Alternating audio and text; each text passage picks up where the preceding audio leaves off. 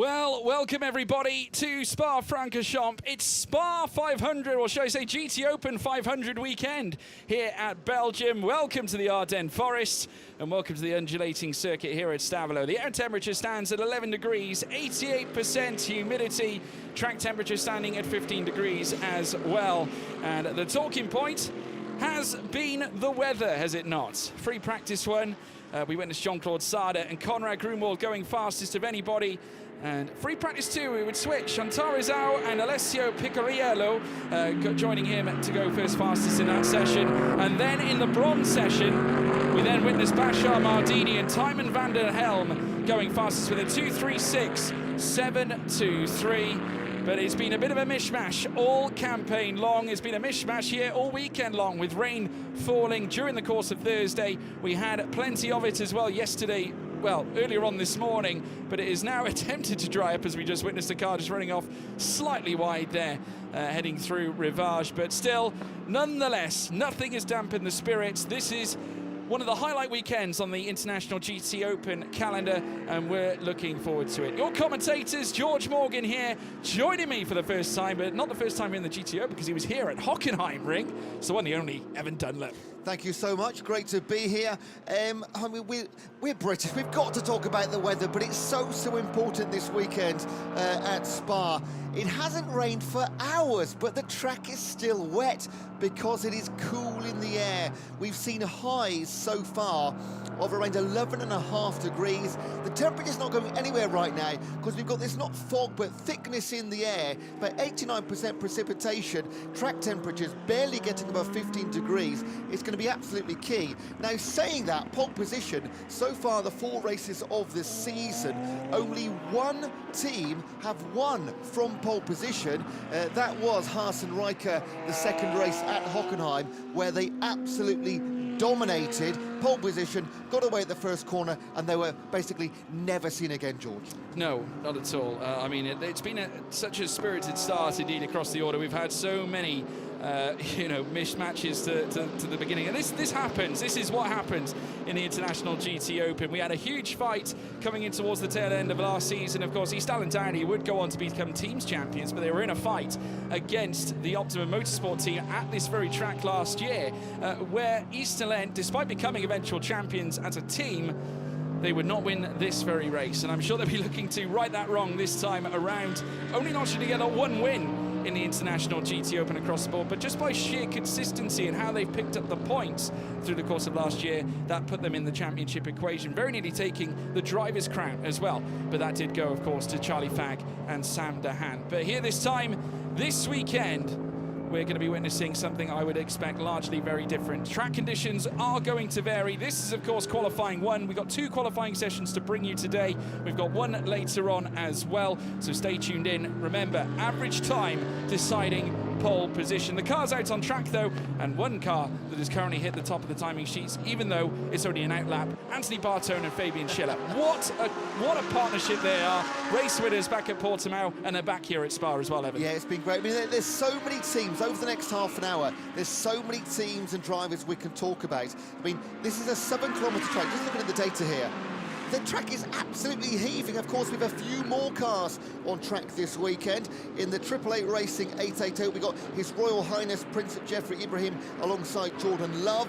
In the 21, we got Lisbon and Le Certois in the Come To You racing car. And in car number 80, last year's Spa winner, in the 23 season, Antares Au, alongside local hero Alessio Picariello, the Belgian, making his GT Open debut. They are getting ready for the 24 Hours of Spa in the Lion Speed and Herberth Motorsport car, number 80. So 3 extra vehicles, not all running the entire championship, of course, but they can take away points from our championship contenders.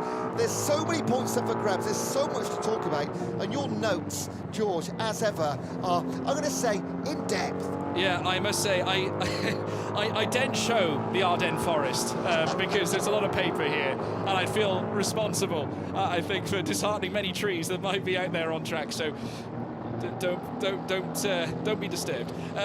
Once again, we're now waiting for obviously the first times to come rolling in, and now they come in now. Jordan Love in his reappearance here in the International GT Open, once again back at Spa. Remember, we saw him last time back in 2022, and was certainly in great display. Very experienced GT3 racer. Bashar Mardini going second fastest, enough to post his Pro-Am there into second place, with Alfaisal Al-Zubair marking a return to someone who is just likes to win. They love to win. Alfaisal Al-Zubair with Michael Grenier. They were fabulous back at Portimao, and they return here this time. Almanar by Get Speed. Yeah, we are just starting to get some lap times in, some flying laps, 2:25 on top right now. And in fact, Jordan Love in that 888 car, just joining us for this weekend, we believe, already on top and 2 purple sectors on his second attempt right now. That is the 77. Oh, there's the 888. Jordan Love there. Purple in the first sector, so already trying to find a little bit more, but we've got a long session ahead. 23 minutes and 54 to go, and Jordan Love finding just under 9/10 of a second, but a fantastic driver, Jordan Love. And as I said, we saw him last time in 2022 at this very race weekend. It was Spa-Francorchamps where we saw him last time, and was actually driving the Mercedes on that occasion as well. Here this time back around, and is essentially working with royalty in this instance. Absolutely, yeah. No pressure there, eh? Yeah, well, let's see if he can improve again. It's got obviously Alfaisal Al-Zubair to worry about. Dominic Baumann going second fastest, of course, sharing that car with Michael Pitamba. Both those drivers, incidentally, have been one of the feel-good factors of the grid across last season. You know, you cannot forget the fact that, of course, it would be Michael Pitamba who took 2 race wins, one with Re-Spa last season. He then went and took one with Dominic Baumann at the tail end of last season. Who could forget that magnificent, sterling defensive drive from Pitamba, trying to keep Fabian Schiller and Albert Costa at bay at Barcelona last season. And now they're back again, looking to score big points as now Jordan Love comes through the final bus stop chicane. Once again, has found 2.5 seconds in the second sector and heading up towards the line. Let's see if it's Love for Jordan Love in P1. It certainly is. 2:21.955, and if I'm not mistaken, that is faster than any practice time we have had across the weekend. Yeah, well, let's have a quick look. Yeah, the car number 80 in free practice 2 was a 2:17.57. I correct myself.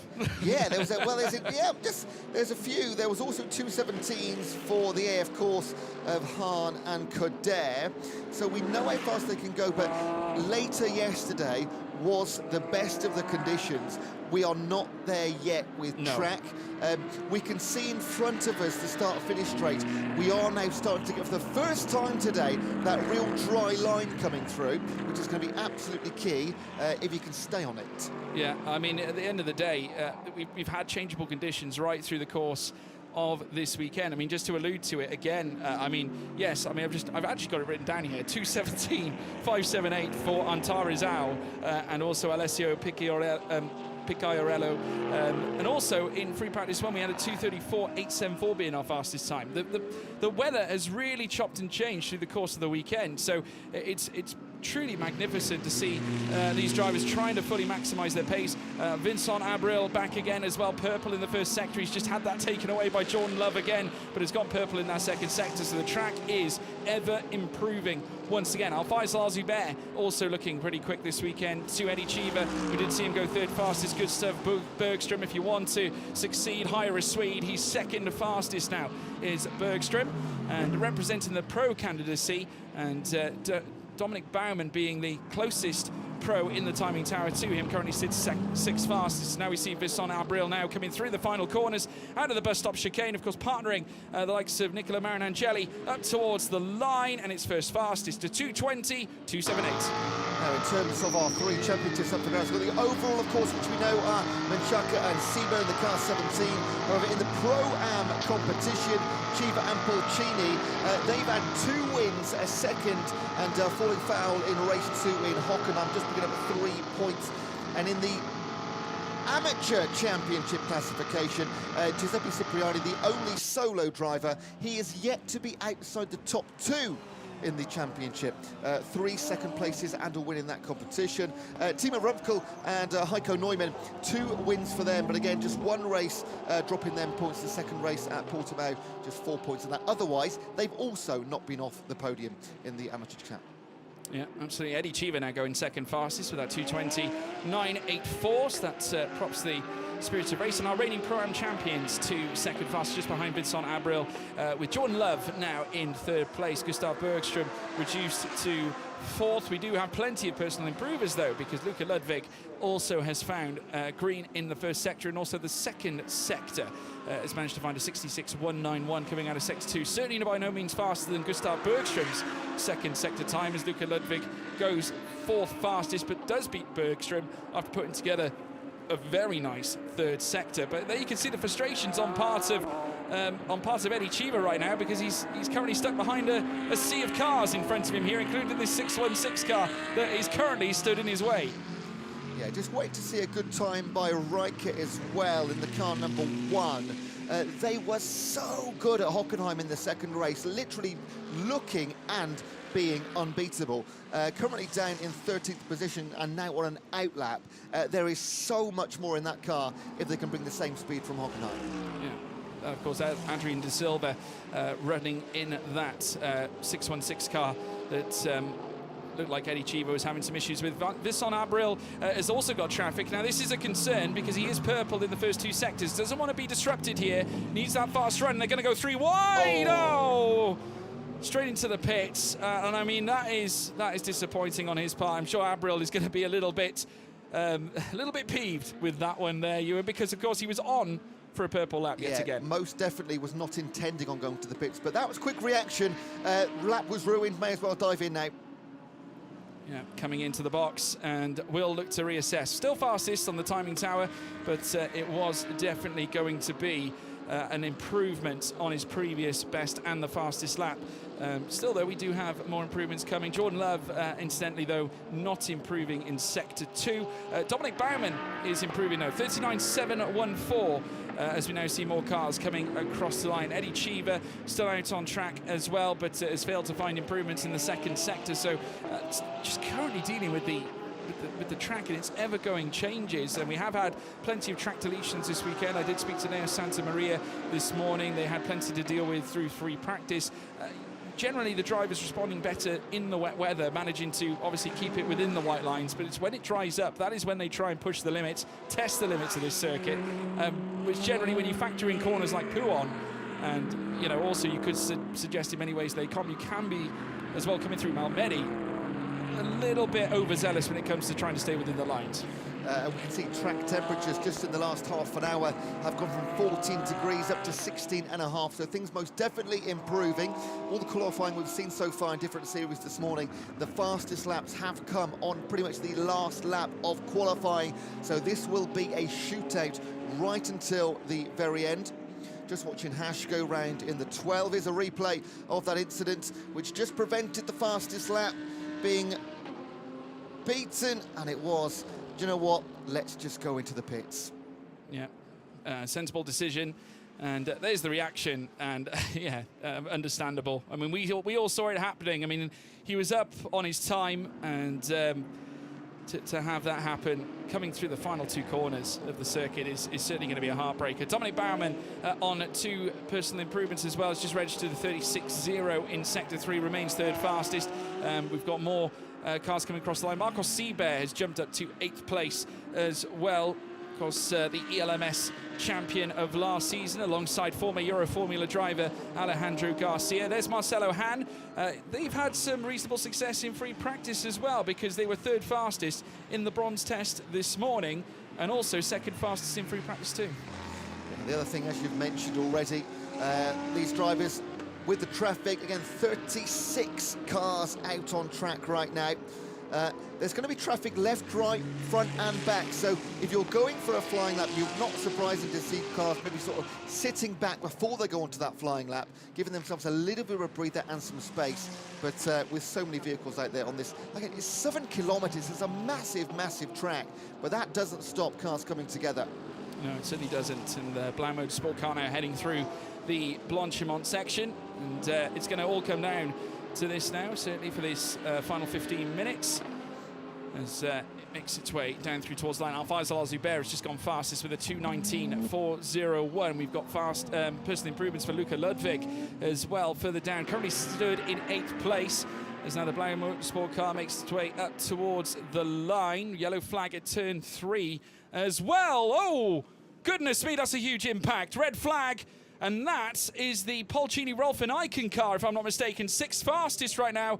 And the smoke billowing out to the back of the Lamborghini Huracan GT3. And that is a huge impact coming through the first sector. Just look at that. The back end disintegrating on the back of the Lamborghini. Well, let's hope he's okay first and foremost. You saw the spin as he came through Eau Rouge and Redillion up towards Kemmel. And a big spin. Lost traction early on. So we'll just wait and find out driver okay first of all, because that was a big impact to the rear of the car, thankfully, and not the front. No good for the car, of course, but potentially better for the driver. Fingers crossed. Yeah, and the cars have been brought to a slowed halt. Obviously, under red flag conditions, they'll have to come straight back into the pit lane. But there's Rolf and Icon, and great to see him out of the car. But that Lamborghini is looking in terrible shape right now. But great to see the Rolf and Icons out. And that was a very scary moment for, I'm sure, for the team and the driver themselves as well. Just creeping over the crest, coming through Eau Rouge in towards Radion. And like I said, the conditions have been tricky this weekend. And you know, as soon as you hop up onto the curves as well around here, Ewan, we'll take a look at the replay. Oh, it was a swapper coming through Eau Rouge that really did it and sent him straight into the Tech Pro barriers. Just a major moment. And there's Jerry Canavicio, the team boss, alongside Pier Giorgio Testo, who's currently sat at the desk as well, just watching on. And you can understand their response. I mean, it was quite the crash. Yeah, it's going to be obviously first of all foremost thoughts about the driver. He's okay. Then that is going to be an expensive bit of kit to repair. Now, of course, we're going to have to repair the barriers as well, so this could be a slightly time-consuming red flag. We know how good and quick our marshals work at Spa-Francorchamps. They're the best in the business, so they'll be working on that as soon as we can, clearing the car away. But I think we could be chatting for a little while here, George. Yeah, well, the marshals have been certainly very busy already this morning, but that is a huge impact there for Rolf and Icon. Generally competes in Porsche Carrera Cup German in the B class, is champion of that championship as well in 2013, 14, 15 back-to-back, and has also taken part in the Silver Cup, was champion in GT World Challenge Silver Cup in 2021, and great to have him here in the series. But off the back of that, they're going to have to go back in and reassess. Leonardo Polcini, his teammate, who has been a regular visitor here in the GT Sport organisation. Of course, a champion in Euro Formula in 2016 and champion here in the International GT Open for the Oregon team back in 2022, beating the Optimum Motorsport pairing of Nick Moss and Joe Osborne on the final round at Barcelona, where we witnessed, of course, Jerry Canavicio again, this time with a very different reaction, saying "go, go, go" when he left the pit lane. But yeah, hopefully Rolf will be okay and they can get to work on that car. But you know, they've got until tomorrow anyway. But it does mean that's a really good point, actually. Yeah, they have got until tomorrow because, as you all know, this is, of course,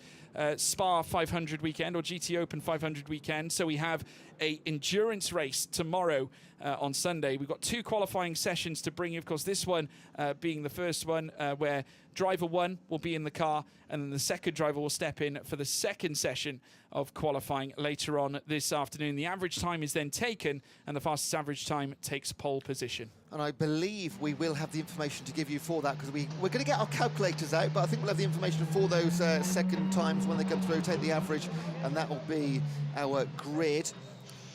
Now, Canavicio was sort of obviously distraught at the situation. What a contrast to Hochheim as well, when they eventually got their first win of the season. And he was hanging over the pit wall, cheering them through. But that is motorsport, and that is the wild run of emotions you can get from race to race. There's the second of the 3, in fact, Oregon cars coming in.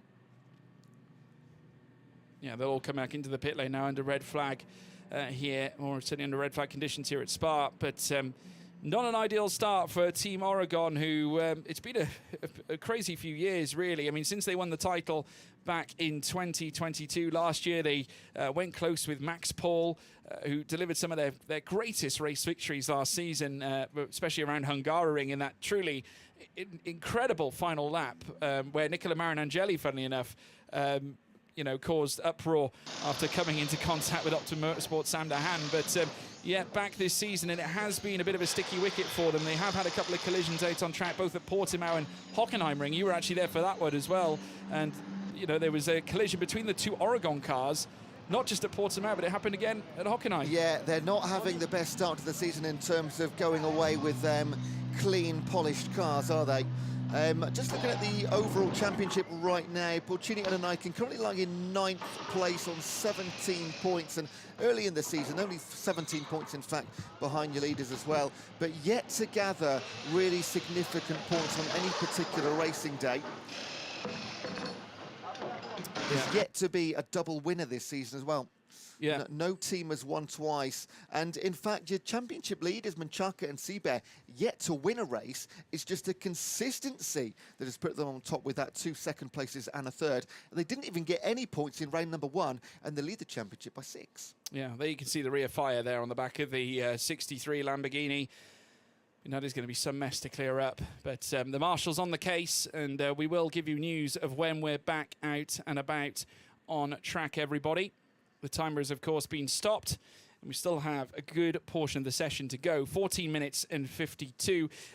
Taking a look at the current state of the championship, obviously it's been a very, very fraught fight. You allude back to Diego Menchaca and Marcos Seabear, of course, leading the way in terms of the championship. Didn't score any points in the first round, or certainly in the first race, I should say, in the first round at Portimao. Did score points in race 2, however, and have since scored points consistently from race 2 to race 2 at Hockenheim, and always actually featuring in that higher end, in the podium equation. P3 followed by 2 back-to-back P2s. And there is the 51 of Vincent Abril, currently second fastest as well. And great to see him in the championship, of course, looking to get bigger points. But we've got to talk about Mikael Pitamba as well. Hasn't missed a beat in any of the rounds. They've scored in every single race so far this season. And they're not the only ones, in fact. Gustav Bergström doing the same alongside Nico Menzel. Yeah, Pitamba, such a lovely guy. You had a chat with him yesterday. Always smiling. He was a bit disappointed that his purple hair has run out. I was disappointed about his purple hair. We were all disappointed. And also, in the damp conditions, he was a bit frustrated. It gets quite curly as well. It does. It frizzes up somewhat. I think half the conversation was about his hair, actually, wasn't it? Well, that's Mikael Pitamba for you. We actually met his father as well in the garage. Another lovely guy, yeah. Well, he was wearing a cap, and I turned around and said, "Does the purple hair run in the family?"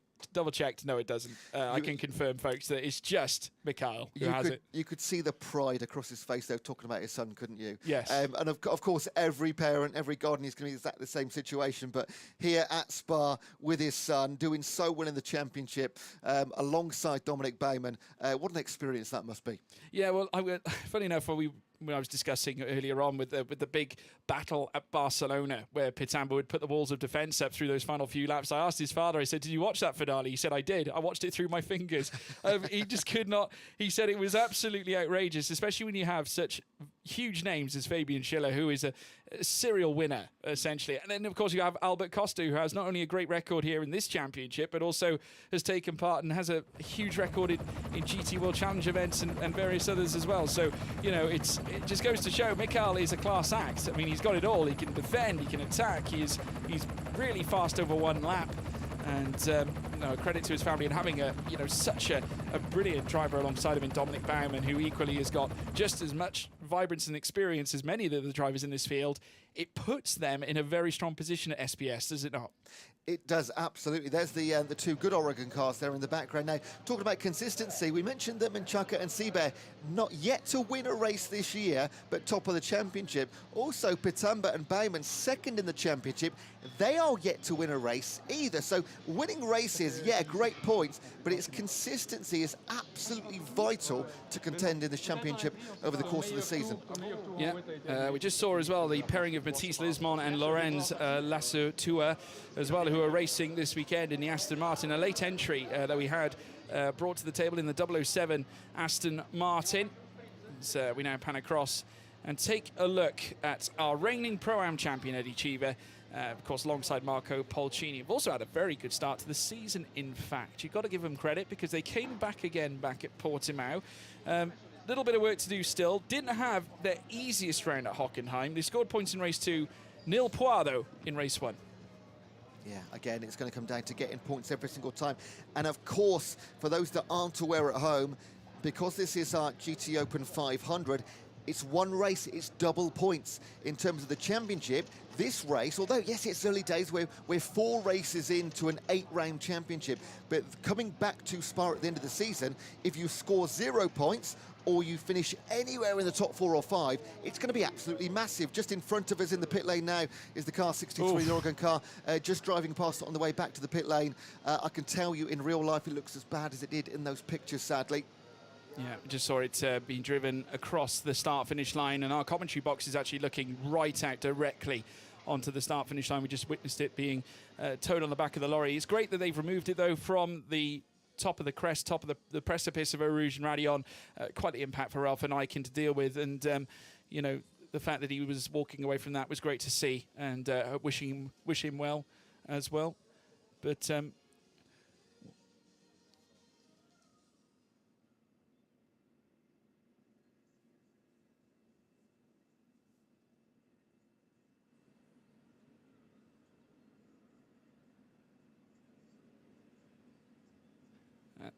we are getting news in our ears as well, folks. We're just going to, obviously, in the meantime, whilst we are under red flag conditions, we're still not 100% sure yet when, of course, we will restart. So, obviously, do bear with us. Any news will be updated in the meantime. So, do sit tight here at Spa.